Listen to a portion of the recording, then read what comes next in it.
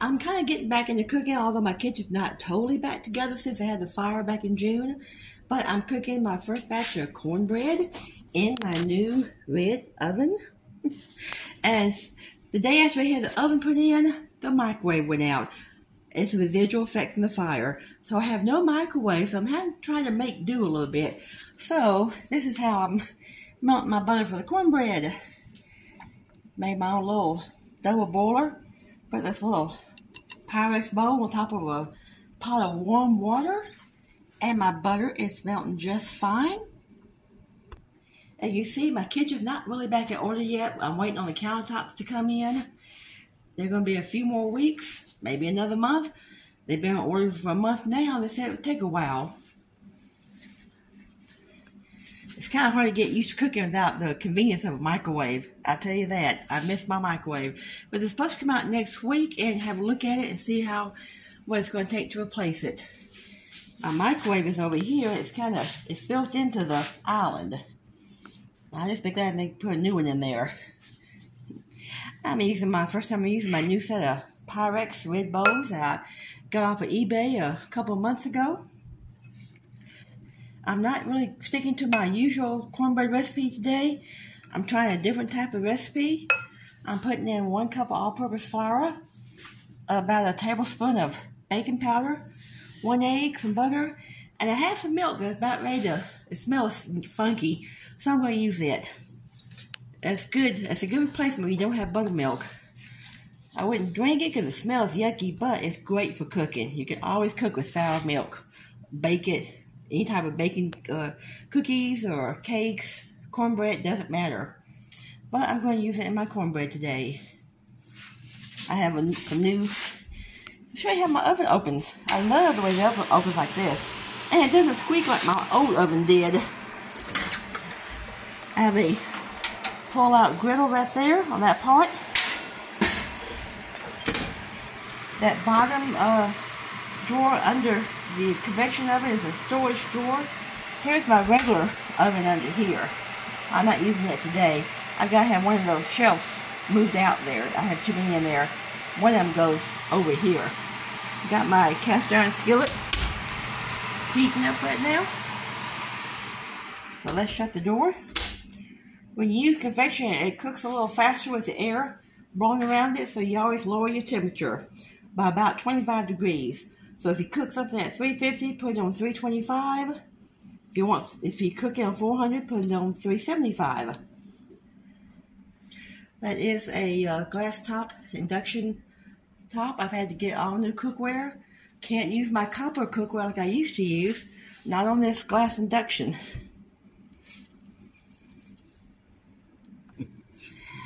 My butter is slowly getting melted. I have not been able to load up my cabinets back with stuff yet. All my kitchen's still packed out in my garage. I can't put anything back in the cabinets until they get through with the countertops. I have a new sink in place, but it's not usable yet. Don't have it hooked in. I can't finish all that until the countertops get put in also. But it's going to be I've been wanting a sink like this for years. A big apron sink, one big bowl. I can put all kinds of pots and pans down there.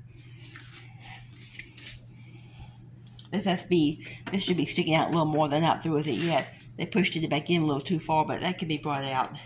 It should hang out about 1.5 to 2 inches. The cabinets were repainted a beautiful kind of a buttery lemon yellow. Check on my butter again. It's almost melted. Boy, I sure miss my microwave. I can melt that butter in 10 seconds in the microwave. Here's one of my favorite new pots I got. A Rachel Ray. It looks different on the video, but it's a turquoise color. It's not really a dark blue, it's a turquoise. Has a little spout on both sides. You can strain through the lid here if you're cooking pasta with a little holes on the side. Big shout out to Rachel Ray and her pot. I love them. I got new red bakeware here I've been using. And got a few pieces of granite ware. You can use it on induction. The wood handles don't get hot when you're cooking. They do have my vent hood. They brought that back in a couple weeks ago and reinstalled it. Oh, butter, you're taking so long.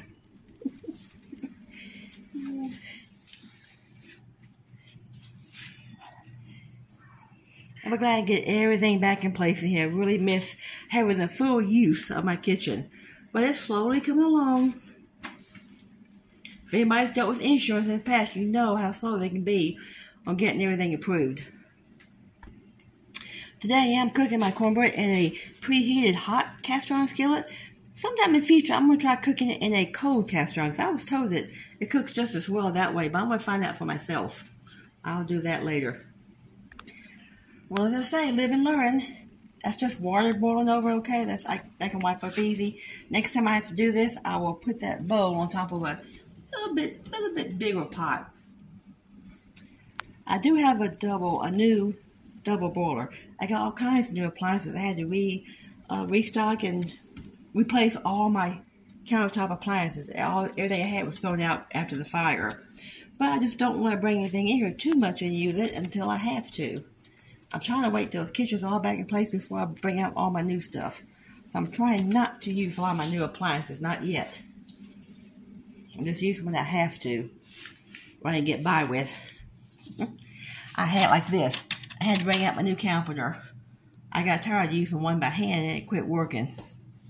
Those hand can openers never last too long.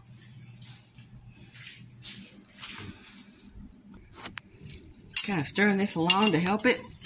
Good, it's just fine. I can pour it over there in my bowl and mix the egg into it. There's my melted butter, 1 egg, and 1 cup of I should call it stinky milk, but it's sour milk instead of buttermilk. Now I'm going to add it into that's 1 cup of all-purpose flour, 1 cup of cornmeal. I am using white cornmeal. That's just my choice. I like the white cornmeal better than the yellow. To me, the yellow just tastes more gritty. And I'm going to add 1 tablespoon of sour cream into it. That will just help it be moist, come out a little more moist and soft. If you don't have sour cream on hand, you could use a tablespoon of mayonnaise, either one. You want to mix this just enough until the ingredients are all soaked into the liquid. You don't want to overmix it. If you overmix it, then it's going to be a little too crumbly. And that's one thing I hate crumbly cornbread. I like to be able to slice it and butter it without falling apart. Once this is mixed up, I'll pour it into the hot skillet. So my camera angles might look a little weird because this is just a spur of the moment video. I wasn't going to tape this recipe, but at the last second I decided to, just to show you how I'm trying to improvise with the half pieced together kitchen. I think that's just enough to be stirred in. Okay. And I'm holding this in my hand. I'm not using the tripod. That's why it looks a little weird. Being seen over here, I did buy a few pieces, a whole set of red cast iron, which I love using it, but oh well, that's just my oil spray. But I still wanted a just regular good 12-inch cast iron to use for my cornbread. I do have a lid for this. It's on the way. It's not here yet, but I did buy the lid to go with it. Using my 3 silicone gloves to hold it because it's really hot. I love Lodge. It's a good brand. 1886. I'm going to add some butter to the skillet. Let it melt in there before I add the cornbread mix. That may look like a lot, but I add 1 stick of butter to melt down there. Melt in a few seconds. I like my cornbread to have a nice, good buttery taste, and that butter makes it really golden brown when you take it out. It looks gorgeous when you flip it. It's going in the oven in a few seconds. I have to tell you, I do love the ease of lifting that 2-handle skillet. Got a handle on both sides. That's much easier than that 1-handle skillet I used to use. I can balance the weight a little better. We'll come back and check this in about 30-40 minutes. I'm making this cornbread to go with our New Year's dinner tomorrow. Save me a little work for not having to do it tomorrow. This brand is an AGA, which is a French brand, if anybody wants to know about it. almost done. We'll take it out in a few more minutes. My husband likes it really golden brown. Well, it looks delicious. I'm going to put some butter on top, as if I don't have enough already in it. I'm going to let it cool 10 to 15 minutes before you release it and take it out of the skillet. It should cool a bit. That prevents it from crumbling, hopefully. This cornbread came out a little thinner than usual because I'm using a bigger skillet. I'm using a big 12-inch skillet, and I think my skillet I used to cook in was a 10-inch. This was 12-inch. So it's going to be just rounder and a little thinner, but it'll still taste great. Well, here's the final product. It did came out really good. It's nice and golden brown. The outside's crunchy, the inside is soft. Like I said, it is a little thinner than I usually make. That's because I used a lot bigger, more rounder skillet. I used a 12-inch instead of a 10-inch. That made it thinner. I could alleviate that problem by just putting more batter in there. I could probably actually make twice my batter and pour it in there. Then it would come out like this, really thick. But this is fine. This will do great for tomorrow, for New Year's Day. And here we are, cooking with Mary Sue. I'll see y'all sometime in the future. I might not do another video until the whole kitchen is actually back in order, which may take another 4 or 6 weeks. Who knows? But y'all have a good time. Happy New Year to everyone. Enjoy.